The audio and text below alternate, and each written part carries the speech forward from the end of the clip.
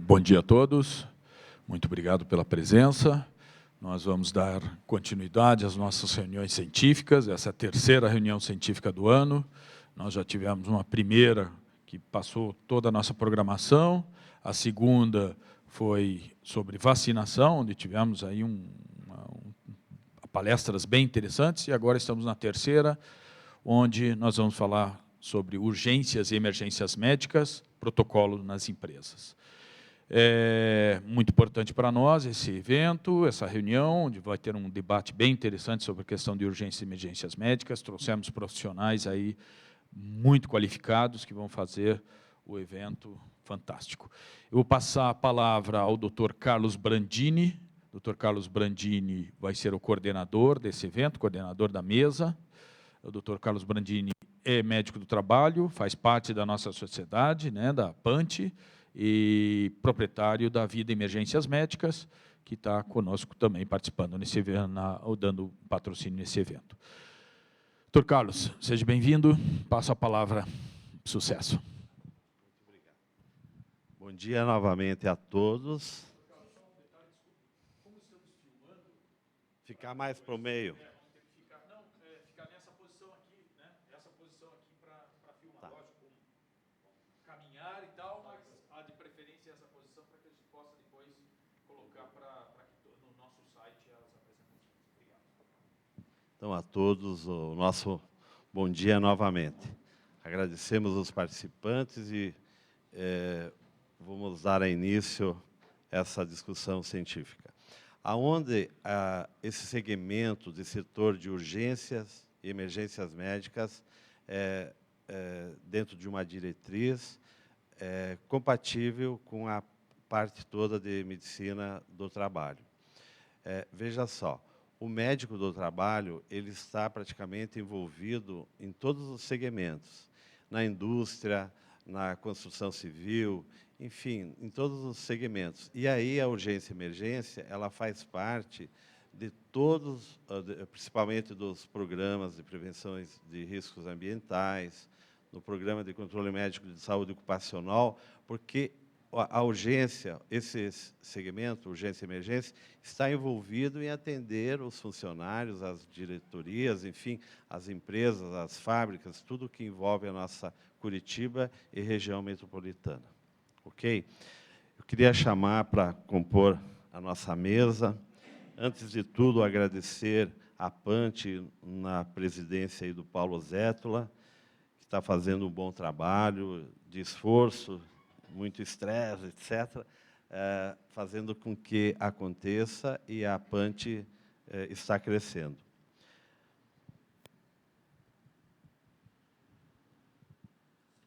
Queria chamar à mesa o doutor Miguel, é um nome comprido aqui, Ibrahim Abuti Hanna Sobrinho, é professor da Universidade Federal do Paraná, de Clínica Médica, foi nosso ex-presidente do Conselho Regional de Medicina, já passou para outro colega nosso, e é representante da Associação Médica do Paraná,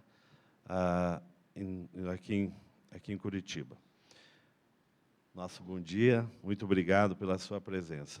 Também queria chamar para compor a mesa, é o Michel, é isso, Michel? Michel Cadenas Prado, consultor em gerenciamento de risco e resposta a emergências e urgências médicas. Muito obrigado, bom dia. Passo a palavra a você, né, Miguel? Vou te chamar de você, tá bom? Bom dia, bom dia. Vamos lá.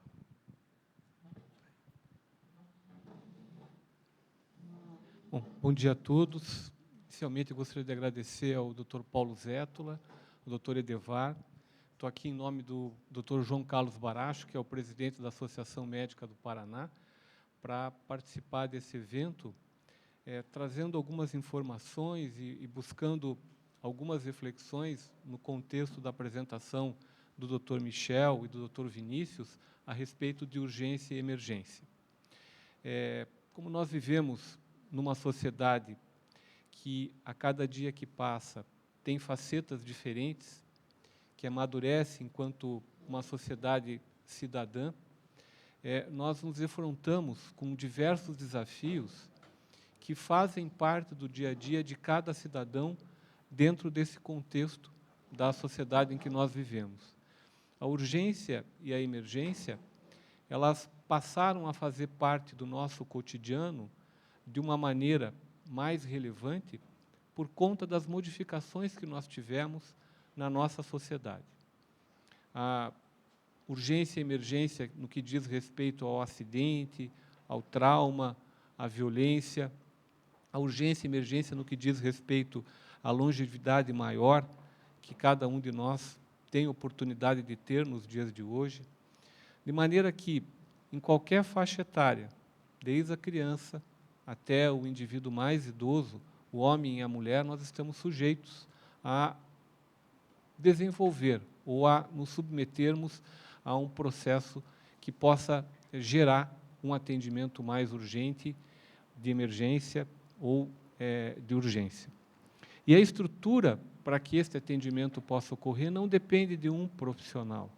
É uma cadeia que depende da sociedade, diria até mais amplamente, como um todo, de um processo de educação que não é apenas nosso, enquanto profissionais da saúde, profissionais médicos, mas da sociedade como um todo, dos nossos legisladores, de forma a pensar uma maneira de nós convivermos e termos menos exposição e menos predisposição àquilo que possa ocorrer no sentido de acidentes ou de doenças propriamente ditas.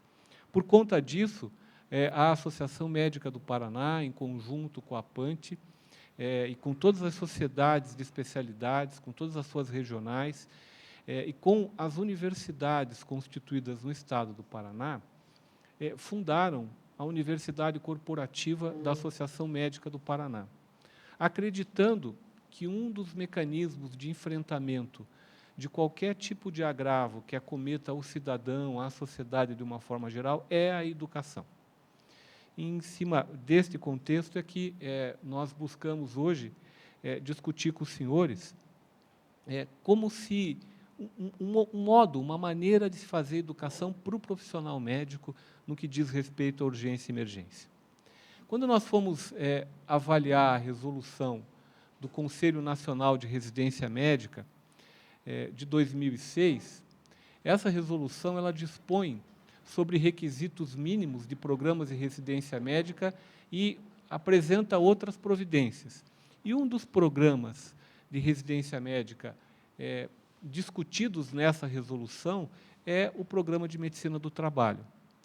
É uma residência que tem acesso direto, e este programa ele visa a preparação de médicos para exercer a função de várias maneiras de inserção no mercado de trabalho. Eu até, me perdoem, peço desculpas a todos os senhores, eu não sou médico do trabalho, então, se algum conceito que eu passar estiver inadequado, por favor, me corrijam, né? Foi aonde eu consegui fazer a pesquisa para trazer aqui. Dentro desse contexto, a medicina do trabalho ela é composta por 2 anos de preparação, R1 e R2, e o campo de trabalho discutido nessa resolução da Comissão Nacional de Residência Médica seria empresas, por delegação dos empregadores, por meios de contratos diretos, como prestadores de serviços ou assessoria técnica. São 2 questões de extrema importância quando nós vamos organizar um serviço e participar efetivamente desse serviço.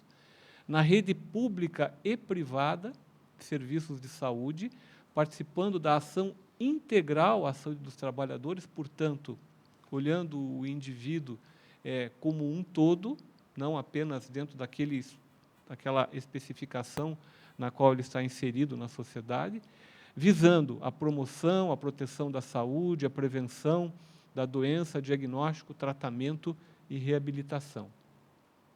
Em organizações sociais e sindicatos de trabalhadores, em organizações do Estado, particularmente no âmbito do trabalho, da saúde e previdência social, incluindo normatização, auditoria, inspeção e vigilância da saúde. Vejam que é uma atuação extremamente ampla, né? Em vários níveis de trabalho, não só privados, mas também público, e na Previdência Social. Em instituições de seguro, públicas ou privadas, realizando perícias médicas para avaliação de incapacidade para o trabalho e concessão de benefícios, para o sistema judiciário, como médico perito técnico, em instituições de formação profissional e produção de conhecimentos, universidades e instituições de pesquisa. Então, é uma área de atuação muito ampla, como já foi dito. Quando nós olhamos o programa, ele é subdividido para os residentes de primeiro ano e para os residentes de segundo ano. E para os residentes de primeiro ano, existem cargas horárias que são divididas anualmente. E uma carga horária de 20% aproximadamente é a que representa o estudo dos processos de trabalho, avaliação e controle de fatores de risco à saúde presentes no trabalho. Aqui, indiretamente, envolve as urgências, envolve as emergências, envolve a prevenção de possíveis agravos.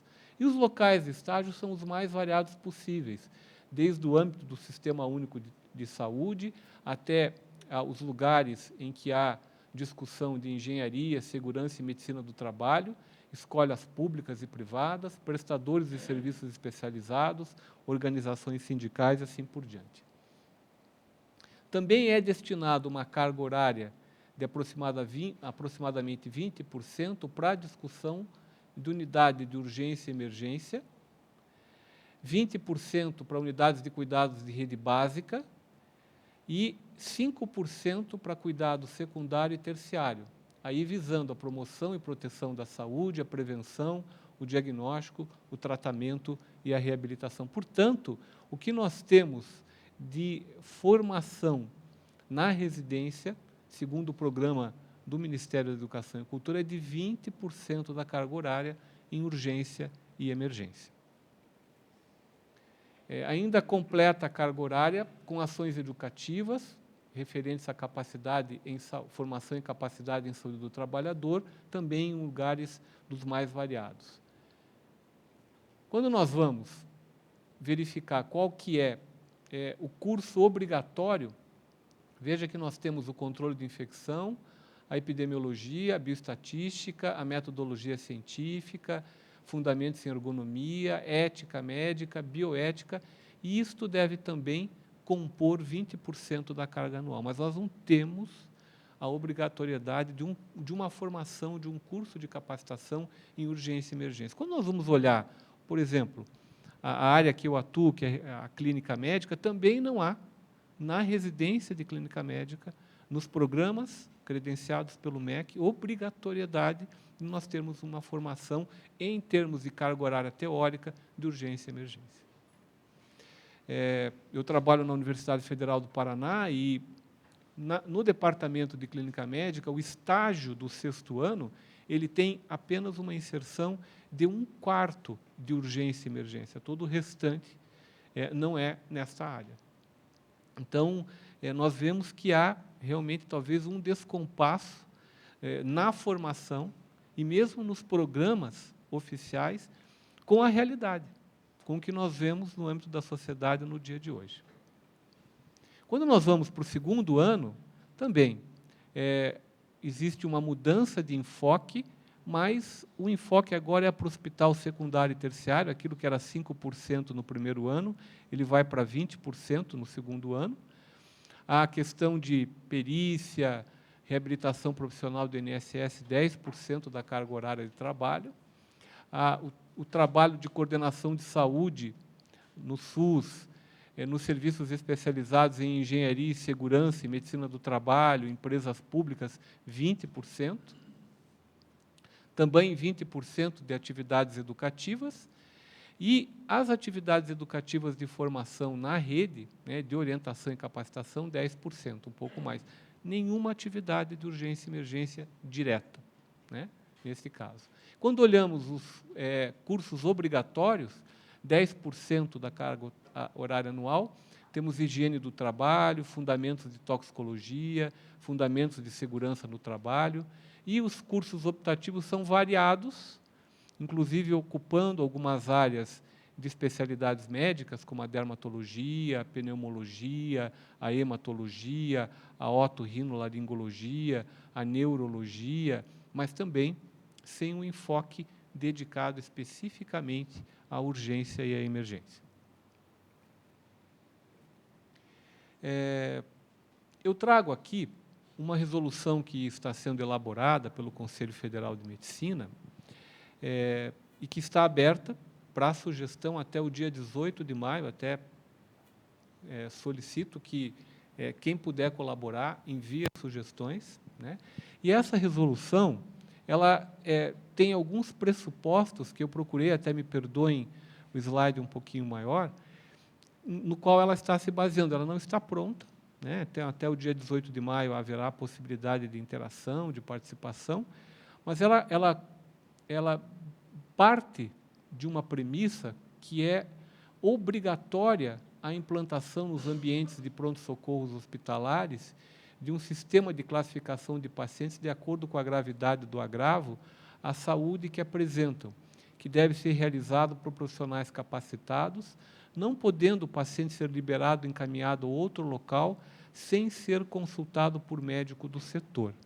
Ela parte mais ou menos desse princípio, não sei até que ponto isto vai fazer parte de algum artigo, mas ela tem essa parte.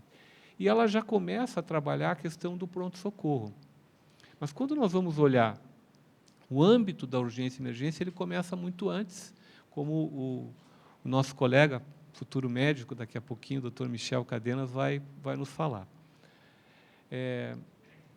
A classificação ela deve ser feita de forma obrigatória em local que assegure privacidade e sigilo dos pacientes, podendo este ter 2 ou mais salas de classificação para esses atendimentos, mudando um pouco a lógica de agora. Nós vivemos um ambiente de pronto-socorro muito tumultuado, com poucos profissionais para muitos atendimentos, em que nem sempre a gente tem a privacidade, nem sempre a gente tem um bom contato de relação médico-paciente. Vai discutir qual é o dimensionamento que uma estrutura de pronto-socorro tem que ter, com salas, com espaços para avaliação de gravidade, para poder executar manobras de reanimação cardiopulmonar, inclusive com os equipamentos necessários, tudo isso baseado numa portaria, que é 2048, do Ministério da Saúde, de setembro de 2002, que normatizou como esses ambientes devem ser constituídos.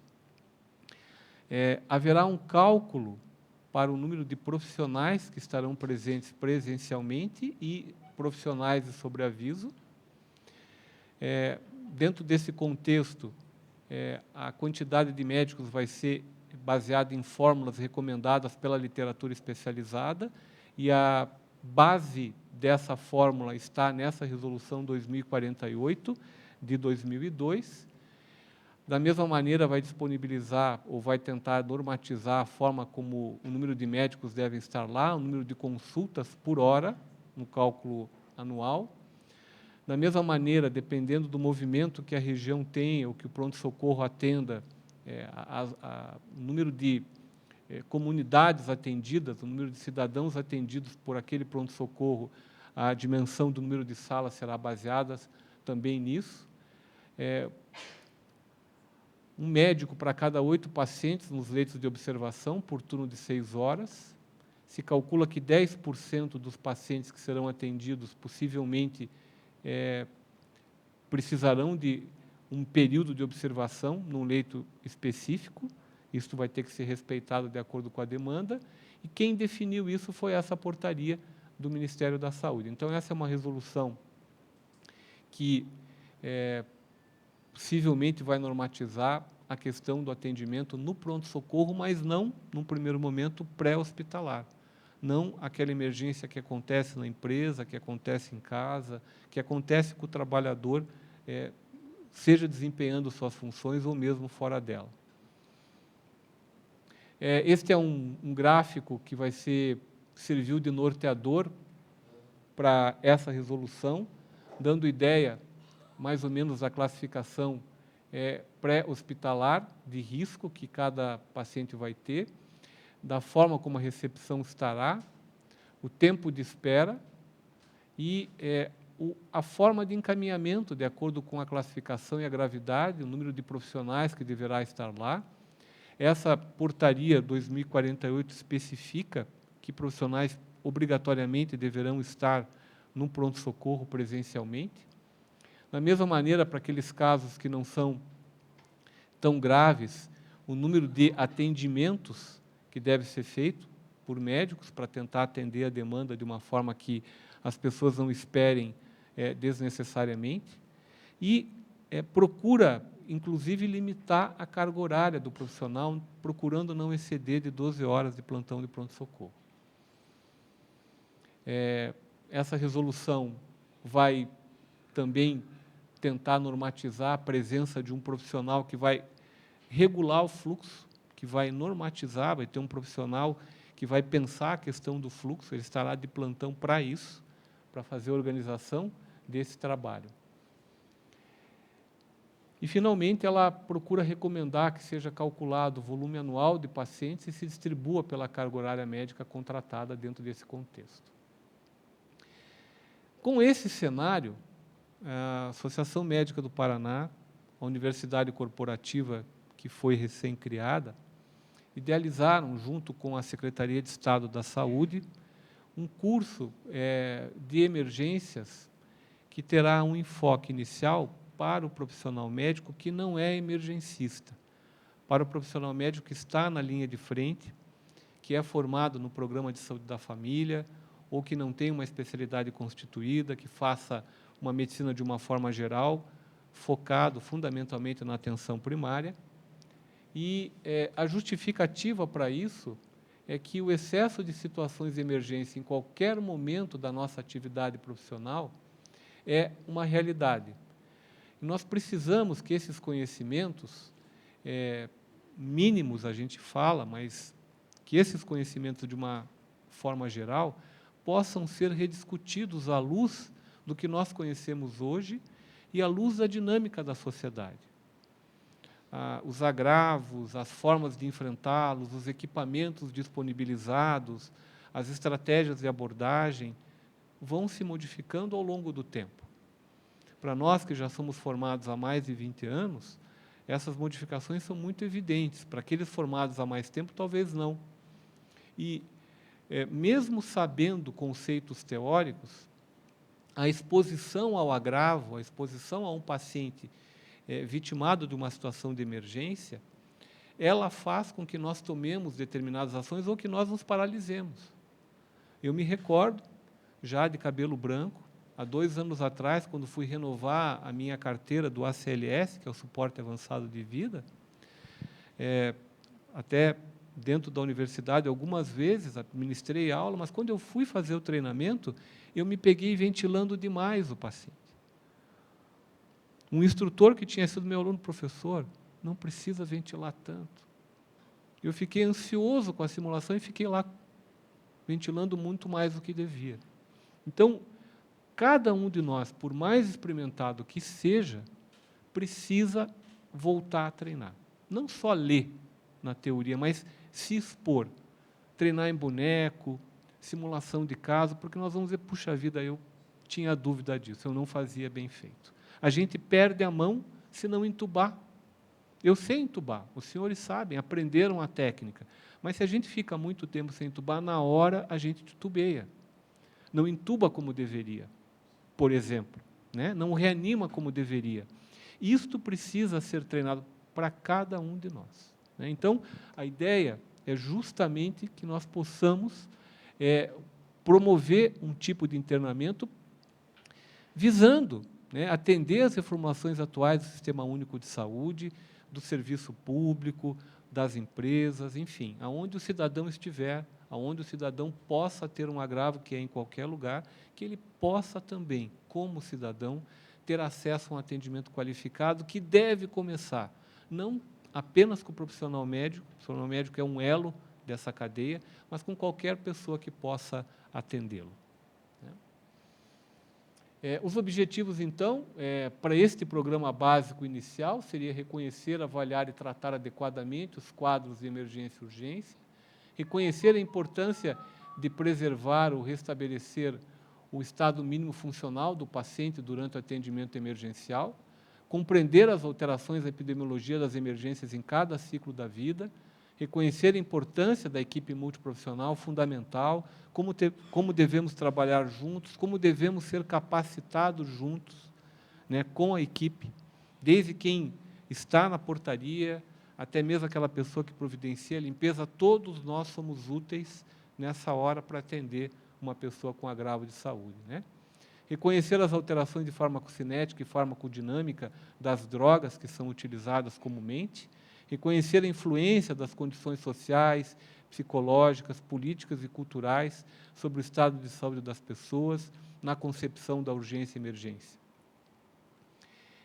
A metodologia que está sendo desenvolvida em parceria neste curso com a Universidade Positivo é de capacitação com uma carga horária de 60 horas aula, 24 horas presencial, com atividade eminentemente prática, de bonecos e simulação de casos, e 36 horas com ensino à distância, com utilização de metodologias problematizadora, quiz, debates, leituras críticas e questões norteadoras. Um material didático está sendo elaborado, uma apostila, assim como um material audiovisual que será disponibilizado para isso, dando ênfase na resolução de casos reais. O mesmo terá como uma estrutura modular, com temas interrelacionados, porém interdependentes, permitindo uma entrada permanente daqueles que fizerem o curso. Aqui alguns dos agravos que serão discutidos, eu volto a enfatizar que isto é para o médico de atenção primária, o médico da saúde da família, e as referências utilizadas para elaboração do material, para discussão dos temas, foram essas aqui arroladas, muito baseadas nessa portaria número 2048 do Ministério da Saúde. Ela vai ser organizada pela Associação Médica do Paraná, através da Universidade Corporativa, terá a coordenação da Sociedade Brasileira de Clínica Médica Regional do Paraná, que alberga com ela a Abramurgem, que é a Associação Brasileira de Medicina de Urgência e Emergência. E, neste caso, a universidade parceira será a Universidade Positiva, com o apoio da Secretaria de Estado da Saúde. Queria agradecer, doutor Paulo, muito obrigado, doutor Brandini, pela oportunidade, a todos os senhores pela paciência de nos ouvir. Muito obrigado.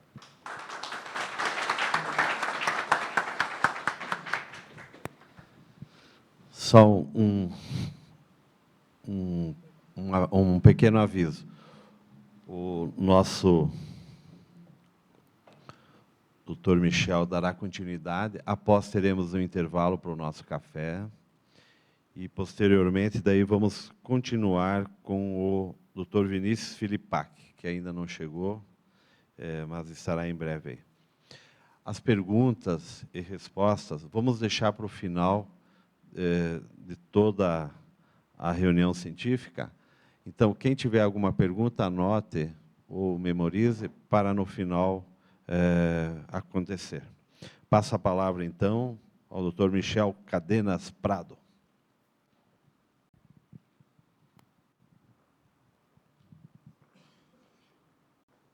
Muito bom dia a todos, é uma satisfação, agradeço o convite de estar aqui, podendo contribuir de alguma maneira com o entendimento desse tema bastante importante para todos nós, né?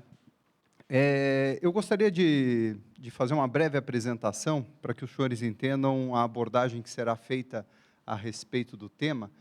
Então, quando os senhores leem ali bacharel em segurança pública, alguns devem se perguntar, mas que diacho é isso, né?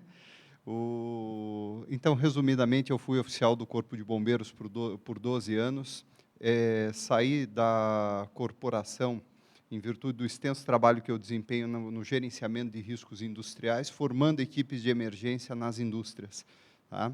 E estou complementando os meus estudos na Pontifícia Universidade Católica, estou no 6º ano de Medicina, então, humildemente, eu venho aqui fazer uma apresentação para uma plateia de médicos, né? Isso deixa nervoso enquanto acadêmico, mas enquanto bombeiro, não, né? Eu fico bastante confortável, tá?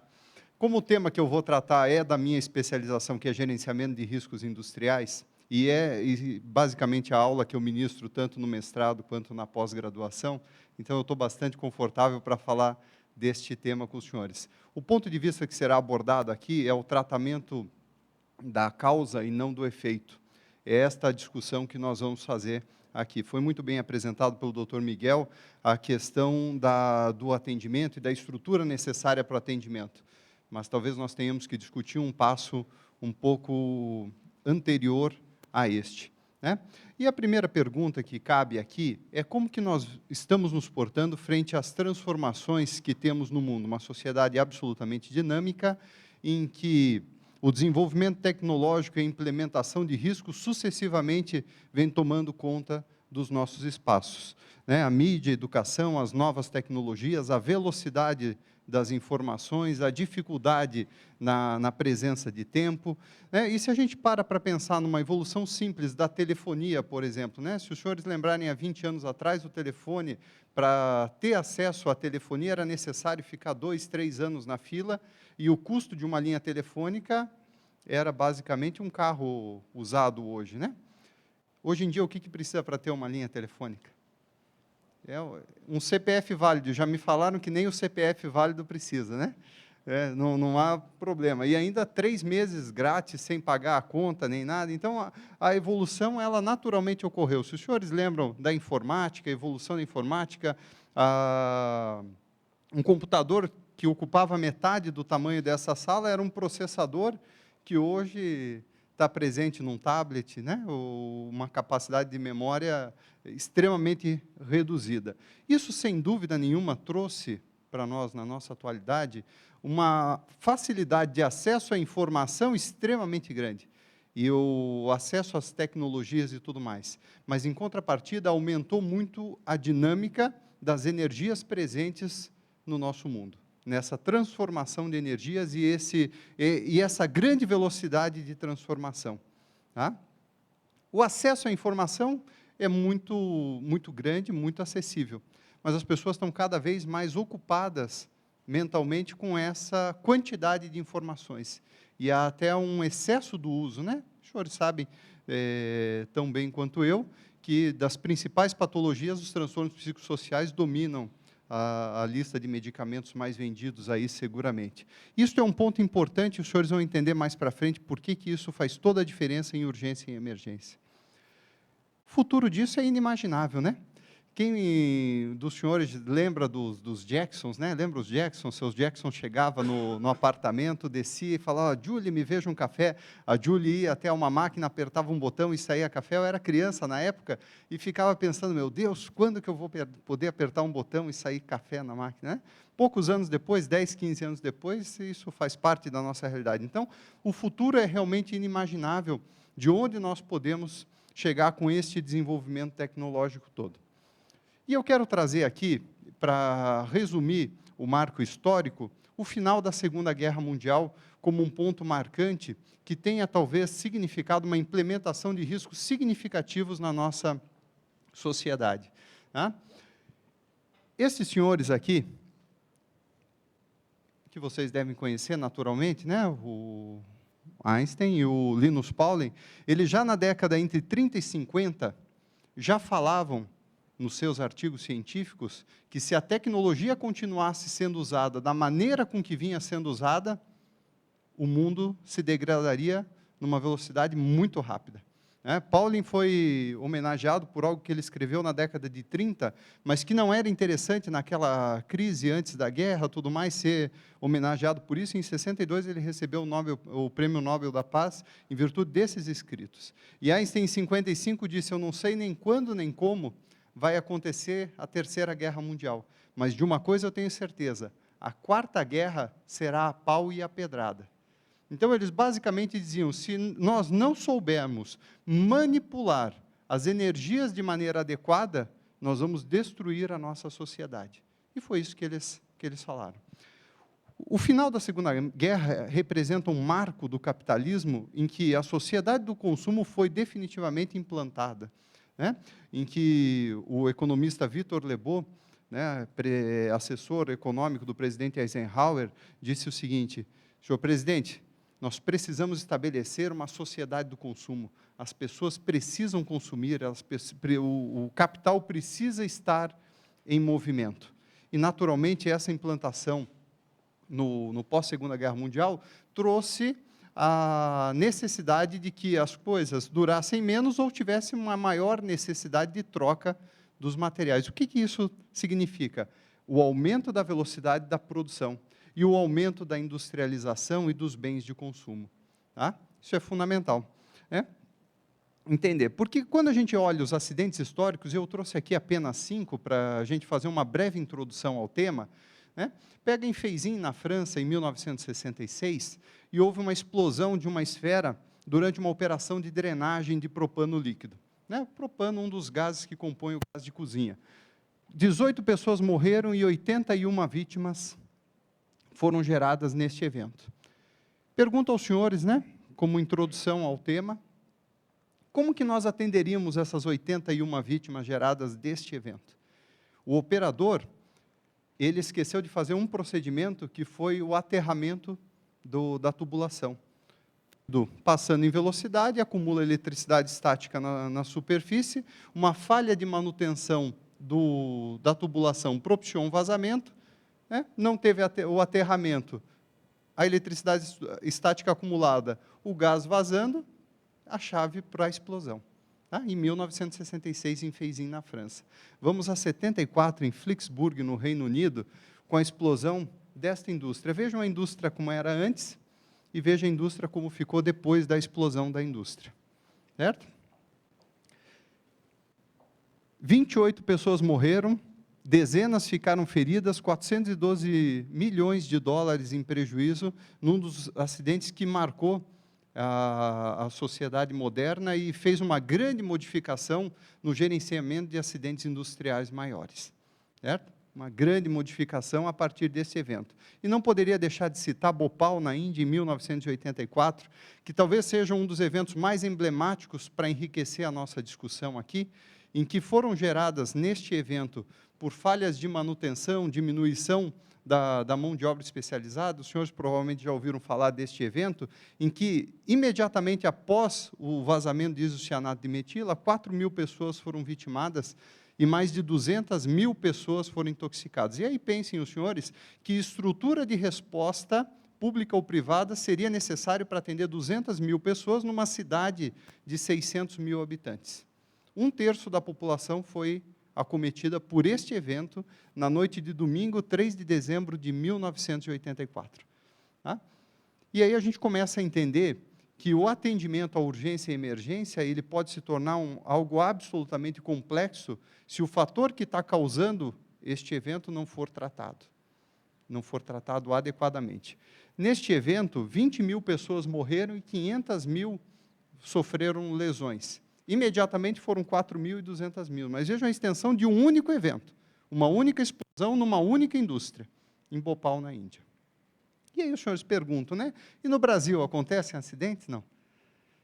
Não, Quase nenhum acidente. E a gente tem como emblemático, para citar, acidentes que os senhores todos já conhecem naturalmente, em 1974, em 1972, o edifício Andraus, o edifício Joelma, o edifício Andorinhas, com prédios que queimaram inteiros, dezenas de emergências químicas geradas na década de 80, entre elas a mais famosa, o Césio 137, em Goiânia, com milhares de pessoas acometidas neste evento também.